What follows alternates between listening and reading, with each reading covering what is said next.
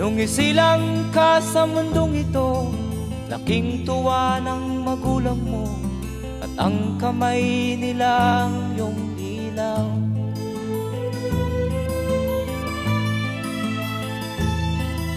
At ang nanay at tatay mo'y di malaman ang gagawin, minamasdan pati pagtulog.